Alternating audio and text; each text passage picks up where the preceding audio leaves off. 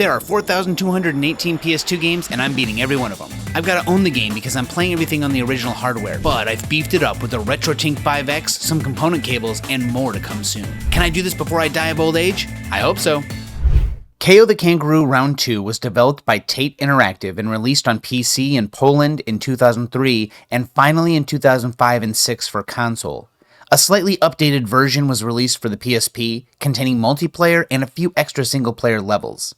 Scores were average and below, citing while the game was solid and fun, the short playtime and safe design that brought nothing new to the table held it back. Can I beat this cute, short action platformer?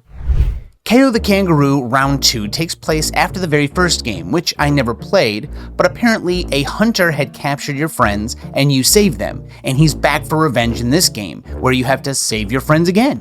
You are originally captured at the beginning of the game, but once you get out, your goal is to gather 3,000 ducats, or coins, and then get access back to the ship, where you can save your friends again. This is a very fun little game. It's definitely geared more towards kids than adults, but I still found myself having a good time. At the start of the game here, I check out my controls, and you've got some punch combos, which is really cute with his little gloves. You've got some jumps to double jump, a roll. You can even look through your hands as if you're holding up goggles to see where you're looking in like this first-person perspective, which is really cute. I like that. And you've got a couple other things you can do. A butt slam on the ground, which is seemingly apparent in all 3D platforming games of this era. Every game has a butt slam. And then you have some extra items you can throw around like a boomerang, which is really fun as well. Overall, Kao controls pretty well for this little platformer that takes a very short amount of time to beat, so I'm glad that they took the time to make sure the controls felt smooth, because otherwise this would just really not be fun. This game consists of a big hub world where you'll find all of the levels, but you'll also find the bonus levels, as well as some little secrets and boxes that contain some things hidden here and there, so you can check it out and see for yourself. But the bonus levels are something that you can unlock as you play through each of the levels. Now, each stage has several collectibles. You have coins, purple gems, and stars. The coins are what you'll need to access the ship later on, or the ducats, and the purple gems are what you use to gather to get the bonus levels open. Now, as far as I can tell, the bonus levels are mostly for fun. Here you see that you need to gather 100 purple gems to get into the bonus level, and they are, like I said, scattered around the area, so you'll have to take a look for yourself. But once you had a good look around, you can talk to this little beaver and start your first mission in the forest. This journey will be a little shorter because, well, the game took 3.5 hours. It was one whole stream. So just prepare yourself for very little of this game. I mean, it's a fun game for sure, and it's worth playing if you can get it for cheap, or if you're going to emulate it, but there isn't that much to it. I suppose the bonus levels do add something, although as far as I know, the bonus levels don't really give you much to work with. I mean, you can collect all the coins you need throughout the stages. In fact, I don't even have to collect all the coins in each level, as some of the levels at the end of the game will just give you 1,000 coins. That way it pads it out, for maybe little kids, and make sure you don't miss too many. Otherwise, you'd have to go back to each level and gather every single coin, which you don't have to.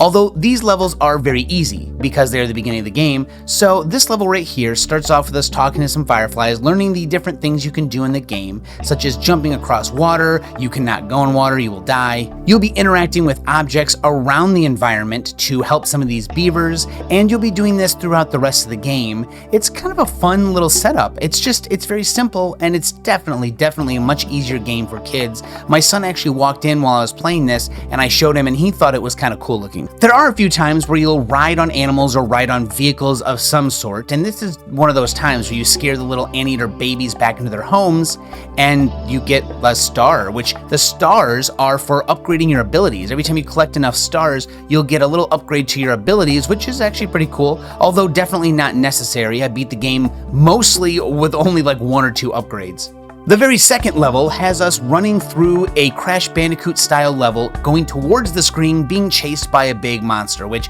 you can be chased by boulders in Crash Bandicoot, so this is why it's reminiscent of it. But you need to keep your speed up, and the only way to keep your speed up is to pick up these purple pickups so that you can continue to move fast enough to get away from him. If you miss too many and that bar at the top reaches the end, well, he's gonna get you. Once you beat this monster running down this pathway, you'll find yourself picking up your first weapon, the boomerang, which is really cool. It's very simple. You can lock onto enemies and do a strafing motion, and you throw the boomerang, and just as you'd expect a boomerang to act, it will fly out and attack the enemy. It'll also come back to you if you miss and it doesn't hit a wall, which is cool, I guess, but it's very rare that happens. Most of the time I'm either hitting enemies or completely missing and smashing into a wall, breaking them, so I don't get them back that often. The next level takes place in the Great Trees, where you'll be fighting these little gnomes with hammers, and they actually take quite a few hits to destroy. I mean, for a kid's game, it's definitely a little bit more than I expected. They can hit you very easily if you mess up your combo or you don't hit them enough, and they have a little bit more reach than you. Obviously, they have a hammer instead of your fists, so they're a little bit more difficult to fight. The Great Trees level is actually very short, and so I find myself having enough purple gems to activate one of the bonus levels. And here I am pressing buttons that the gopher shows me to do some little jump rope ability. And it's kind of fun, but again, I don't think it gets me anything other than just having fun, which is fine. In fact, most people will find it fun to do this, but since it doesn't help me get to the credits any quicker, I only do it once just to check it out. The next stage is very colorful with rainbows and water everywhere. The color palette is just really nice in this game. It's really pleasant to look at. So it's a lot of fun running through these areas, even if they aren't the most exciting all the time. But you'll be dealing with water and rafts and opening these gates to get around places. You need to move around on the raft to guide it in the correct direction, mostly because if you jump out and hit the water, you die, and these fish will hurt you. So you gotta watch out for them. Plus you need to navigate your way around the level to different little platforms you can get out on and pick up some extra collectibles. The first boss shows up very, very quickly. Like I said, this game is short. And what you need to do is ground pound on specific areas that he highlights after he attacks you. Now these lightning strikes are really good at hitting me because they tell where you're about to go and then land on the ground. So you need to just move in circles, and for some reason the game gets confused. If you try anything else, it just won't work. You'll get hit. So after you ground pound, you need to knock these mirrors or these little green lights off of the top of this guy's little platform. And once you do, you can then use the boomerangs to hit him to deal damage. And just like many other games of the era, 3 phases is all it takes. Once we do that, he's dead when we move on. Ah man, one of my favorite video game aesthetics, and I'll say this every time I see it, but the snow levels. And this one is really nice. It's colorful and it's got that snow feeling. You've got snowballs and boulders rolling down these sections right here. It's snowing all over the place, but it's nice bright blues and whites, and it's just really pretty. And they did a good job in this area. It is a little difficult. There are some sections where you need to use a cannon to shoot some balloons down. I don't like how the cannon controls all the time. Plus, these balloons shoot at you at the same time, and you can hit their little bullets out of the air. The problem is that they all fire at random intervals, so you just kind of have to move the cannon around sporadically, hoping to stop the bullets from hitting you while also sometimes hitting them. And then you have to break things around the stage to jump across so you can get across the dreaded water, which apparently no one can swim in any of these games. The hunter finds us and says, you're not going to be able to stop me, although if you just pay the guy at his ship 3,000 ducats, you can get on. It's really weird that he wouldn't tell that guy, hey, if you see a kangaroo, don't let him on. Nope, he just lets you on for a bunch of money. Here's a fun little one. You ride this little barrel down the water and you just hit things with boomerangs. It's not too difficult or too exciting, but it's still fun nonetheless. This whole section is pretty linear. It feels like one big hallway you're going down, but it's still exciting enough that you find yourself having a good time jumping across the platforms, riding different barrels, watching out for icicles falling down from the ceilings, fighting random enemies. It's just a good time overall. Apparently, it's time to find the gnomes in their little mines underneath all of the snowy level areas. And so we go down and we find a bunch of gemstones that they must be mining, and we fight them down here to get further and further, although I'm not really sure where we're going. See, since the game wants you to collect 3,000 gold, there isn't necessarily a goal to reach going through level-wise. Like, we aren't doing that much. I mean, sure, we're fighting the bosses who might be hurting our animal friends, I suppose, but really the goal is just to collect the money. But hey, you know what? It's still kind of cool. We reach another boss where we have to kill a bunch of enemies to reveal a cannon. He shoots big barrels out of this barrel gun, I guess. I don't know why that's what he decided to do, but if you can shoot them right out of the air so they don't hurt you, and you move forward platforms and you let this train come by bringing enemies until you kill them and then do the whole thing again. 3 times over and you've killed him. Now these guys with the guns the entire time are difficult, man. They fire quick and you cannot engage them in close range because for some reason they hit you before you're able to hit them with your gloves, which, just your regular punches. And they're too quick, so you need to hit them from a range. And now we're on a boat doing some racing, which is kind of fun. Doing some jumps, gathering these purple things to help you turbo along. Now that's really not a hard level. It's fun, but Okay, now I am very confused. How am I alive under the water here? And now we have a gun as well, something I wish we could take along with us. But apparently the only place we can use this is underwater when we're finally allowed to be. Now he does have air tanks on his back in his defense. However, jumping in the water instantly kills you everywhere else. So it's a little weird, but this section's fine. The underwater controls are okay.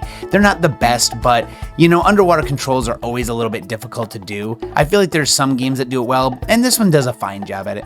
We actually have an entire boss underneath the water, this big octopus, and as we hit its tentacles, we can then deal damage to it directly. It's really not that hard of a boss. I beat it the first time through, as I did with most of these bosses, even if I did have some trouble sometimes. But it's really cute to see this turtle come up with a little targeting reticle where you can then drive this rocket into the octopus. It's a really cool little fight, regardless of whether or not it's hard or challenging in any way. It's just a good job. Once we get back to the hub after the octopus boss, we find a pelican who will help take us to the next area. He will take us to this island where he will then actually be used in the level. You ride on his back and he's a little bit quicker and he can do like a little bit of flight. You can't actually fly around as if he did when he brought you here, but you can use him to flap around just enough to get across to the next section. And you'll do this all over the place. This whole section of the level is you slowly making your way across the islands and further up and up.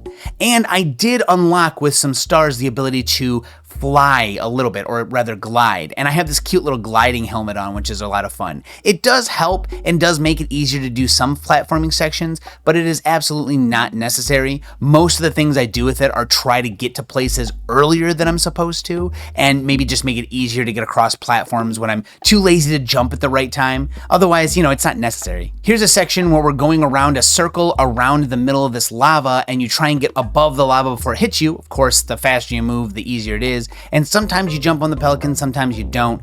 But it's difficult because things will happen right in front of you and you've got to, react accordingly. Otherwise, you're going to get stuck in the lava. And I do a couple times actually, because you get stuck very easily on a couple sections. And once you do, the lava just does not stop. There's like no stop input for it. Like they're like, oh, okay, well, he was obviously having some issues, so maybe we'll dial back the lava a little bit. Nope, it's a kid's game, but they're gonna relentlessly chase you with the lava. Next, I find myself within the ruins of this island where you see like an Indiana Jones style temple. And it's kind of cool. There's a lot of traps and places that you don't expect, so they'll get you when you're not paying attention. You've also got this weird lava chasing you section where it's just like the Crash Bandicoot section before. The problem is that you've really got to get to those purple things quick so that you can get the speed up, otherwise you're going to get stuck on them. Some of the enemies can be annoying here and there, but honestly, the design are charming. Like, look at this spider. He's cute. He's got 3 big front teeth.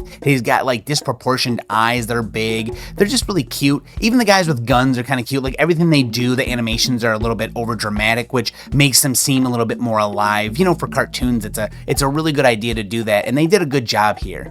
This next boss is a pirate, and it took me a minute to realize what they wanted me to do exactly, because I keep forgetting that you have the ground pound ability and like exactly what you're supposed to do, but you have to lure him while he's spinning in a circle over to the areas where water is spitting out of the ground. He'll then get caught in it and you ground pound him into the ground, into the water, and eventually after several times of doing this, you do have to fight guys in between because he doesn't want it to be so easy. The whole time the ship is shooting at you, which makes it a little bit more difficult, but once you get him in the ground, it's like his phase is over, and then he'll come back once you complete the enemies around the area, and you just do it again. I don't know why it took me so long to realize what they wanted me to do, but eventually I did figure it out. I think chat helped me a bit because I was just, I was losing my mind, and then we figured it out. Apparently, Kao the Kangaroo takes inspiration from Metal Gear Solid, so we get ourselves in a box and we walk around. Now, this actually has some application. We get ourselves picked up by a crane and put onto a conveyor belt shortly that will get us through the level, and you can also hide from enemies successfully, a lot more successfully than you could in Metal Gear Solid. While it does work, it's probably better to do other things, but in this game you can do this, which is kind of fun. I find myself crawling around some of the ships in the docks, trying to find more money and more things to do while waiting for 3,000 ducats to slowly appear in my pocket. Although the game has been giving me some ducats here and there. After doing specific things, I get like 1,000 ducats, like finishing the island section just gave me 1,000. And then finishing one of the other sections gives me 1,000. I think that's, like I said earlier, just to make it a little easier so you don't have to collect all the coins from every level, which is fine, I guess, but now that you know, the second you collect your first 1,000 coins, you then don't have to collect any more if you don't want to, because the game is going to give you 2,000 just for completing the stages later on. I kid you not, this is it. Once you get the 3,000 ducats, you pretty much go fight the last boss, which is the Hunter. And he flies around in his little balloon here, setting the ship on fire, making little holes in the bottom of the hull so that you have to dodge them, and you need to use your boomerang to hit him. Now this section is a little bit difficult, which sucks, for a kid. I heard a lot of people would get blocked here. The last boss was difficult for younger kids in the day. So, you find yourself getting caught here fighting this guy who actually can kill you very quickly. He's got a couple phases here when he's in the balloon, but there's more after you hit him in the balloon and get him off of the ship. It's a particularly difficult platforming section where you need to dodge some of the shots from the ships. Obviously, if you hit the water, you die instantly. But the way they have the barrels and boxes set up makes it hard to get out of the way before you need to jump. Plus, right here is where I get caught up many times. He fires that thing, it hits the dock area, and then it breaks. So you need to be flying through the air so that you don't fall in the water. And that's what happens to me about 8 or 9 times right in a row. Just cannot get out of the way of that last shot. But once I figure it out, you can just hover above it, and then you come over here to fight him himself. And obviously, you just use your boomerang, chase him around, and whack him in the head a bit. This section's actually much easier because he fires projectiles. You just strafe and jump and throw your boomerangs at him, and eventually you can kill him. And that is it. The game is complete. With this, we see credits, and game number 85 is beaten. While I did enjoy the game, I will say that I'm going to give it a 7 out of 10, mostly because it doesn't really give you anything that new. It doesn't bring anything that new to the table. While many of the things in the game are fun, it's just kind of the same. Like I said, there's double jumping, there's punching, there's butt slamming, you've got riding some vehicles here and there, you've got some bosses. It's all very similar. And it doesn't add enough that makes it feel super unique. I mean, of course you're a kangaroo and the whole idea is that you're saving your friends from a hunter, and that's really cool, I like that. But it just doesn't bring enough new, so 7 out of 10 for me. I want to say thank you to anyone who stayed this long in the video to finish all the way to the end. Thank you so much. This is a shorter video, but still, thank you so much.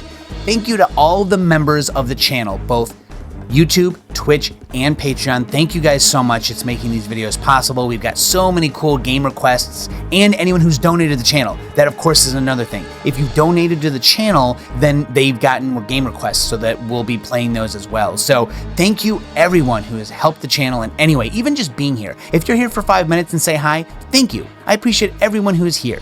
So I'll be back with game number 86, which is Deus Ex, soon. Later.